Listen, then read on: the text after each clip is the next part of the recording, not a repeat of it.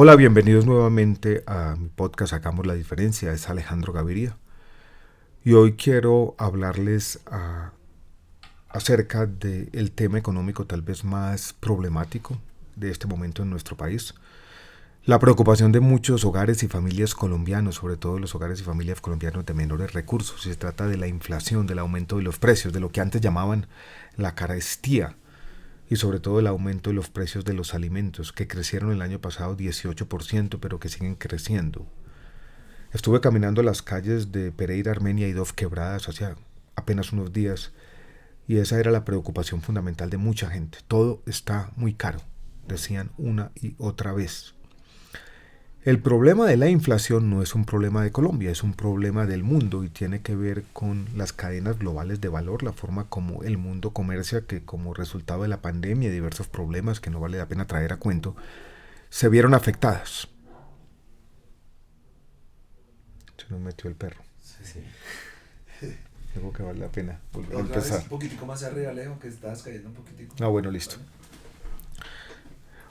Hola, es Alejandro Gaviria, bienvenidos nuevamente a mi podcast Hagamos la Diferencia. Hoy quiero hablarles de uno de los problemas económicos más grandes que tiene nuestro país en este momento, más complejos, cruciales, y es el tema de la inflación, la carestía, el aumento sobre todo de los precios de los medicamentos, que está afectando a mucha gente, sobre todo a los más pobres. Estuve recorriendo hace poco las calles de Pereira, Dos Quebradas, Armenia, hablando con la gente, y era el tema que salía en todas las conversaciones. La gente quejándose del aumento de los precios de los alimentos. Cuando crece el precio de los alimentos, en particular de las proteínas, y la gente deja de comprar comida, eso tiene efectos de largo plazo, imprevisibles, muy difíciles incluso de medir, pero que están ahí. Los niños comienzan a alimentarse mal y su capacidad cognitiva se puede ver afectada de manera permanente. Entonces este es un tema fundamental.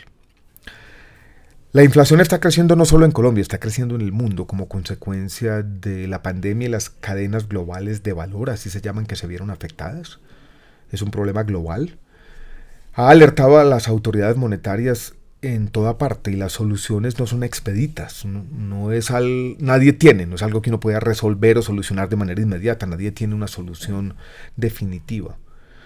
Pero quiero plantear 4 o 5 cosas que habría que hacer de manera inmediata para tratar de disminuir la inflación y lidiar con este problema que probablemente va a acompañar a nuestro país por varios meses, si no años. El último dato de inflación ya está cerca del 7%, y si uno mira la inflación que afecta a las familias más pobres, es aún más alta. Entonces este es un tema que nos preocupa. ¿Qué puede hacerse entonces? Lo primero es que Colombia tiene una institución dedicada a este problema, a proteger la capacidad adquisitiva de los hogares, a controlar la inflación. Y esa institución es el Banco de la República. Y el Banco de la República es independiente, es autónomo. Y esa fue una de las grandes ventajas, creo yo, de la Constitución del año 91, una de las grandes innovaciones, mejor decirlo de esta manera. Primer elemento, entonces, nosotros tenemos que respetar la autonomía del Banco de la República. El Banco de la República ha venido haciendo lo que toca, aumentar las tasas de interés. Eso tiene un efecto sobre el consumo en los hogares y las empresas, pero la única forma de ir tratando de lidiar con este problema. Han aparecido críticos a lo que está haciendo el Banco de la República.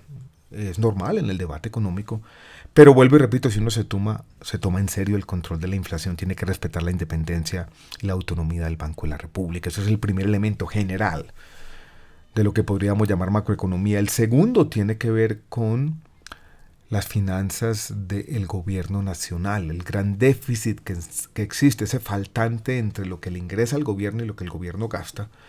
La cifra es inverosímil, probablemente muchos de los oyentes no logran dimensionarla. Son 80 billones de pesos la diferencia entre los ingresos del gobierno y sus gastos. Eso significa que el gobierno tiene que salir a endeudarse por 80 billones de pesos, y con mucha de esta deuda es en dólares. Eso hace que estos desequilibrios crezcan y el precio del dólar comience a crecer, y hay más incertidumbre sobre la economía colombiana, y eso encarece el endeudamiento no solamente del Estado sino de las empresas. Entonces, si uno se quiere tomar en serio el problema de la inflación, también debe empezar a cerrar la brecha, a disminuir el déficit fiscal, a tener un Estado poco más responsable, que sea más consecuente entre sus ingresos y sus gastos. Disminuir el déficit fiscal. Es fundamental desde una perspectiva de mediano plazo para poder mantener la inflación controlada. Algo que también hay que hacer, o mejor no hacer, es no hacer locuras. En medio del debate presidencial hay algunos candidatos que de manera reiterada han propuesto que van a subir los aranceles, esto es, que van a aumentar el precio a las importaciones de alimentos, entre ellos del trigo, de la soya y del maíz, que son las principales importaciones de alimentos de nuestro país. Se dice que eso va a tener un efecto positivo en el mediano plazo porque los productores colombianos van a tener un entorno más competitivo, van a producir más, pero en el corto plazo sería devastador. Llevaría a un aumento del precio de la comida, sobre todo para los hogares más jóvenes. En el mediano plazo, creo yo, no tendría esos efectos que se dicen que podría tener. Si uno quiere aumentar la oferta de alimentos en Colombia, lo que tiene que hacer es políticas de verdad de desarrollo rural que pasen por la asistencia técnica, las vías terciarias, los centros de logística, los centros de acopio y una política de verdad de apoyo a la economía campesina y que genere, entre otras también, historias agroindustriales distintas para que podamos generar empleo en el campo, pero esa es otra historia. La historia que quiero resaltar ahora es que uno no puede, en medio de una inflación creciente de alimentos, aumentar los impuestos a la comida, en este caso los aranceles a la importación de alimentos. Eso sería una locura. En un contexto de crecimiento del precio de los alimentos que afecta a los más pobres, yo creo que las políticas de asistencia social que se pusieron en marcha durante la pandemia, en particular la de ingreso solidario, van a tener que mantenerse. El gobierno la ha financiado solamente por unos meses más, pero yo creo que en este contexto, vuelvo y repito, con una inflación tan alta, esos programas de asistencia ya no podrán desmontarse plenamente. Entonces, mantener el ingreso solidario e indexarlo a la inflación de las familias más pobres, yo creo que es algo que tendremos que hacer para lidiar con este problema y tener menos hambre y menos pobreza en nuestro país. Lo último es que en algunos mercados, por ejemplo el de los insumos agrícolas, hay una queja recurrente al respecto, los insumos agrícolas y los agroquímicos creciendo muy rápidamente.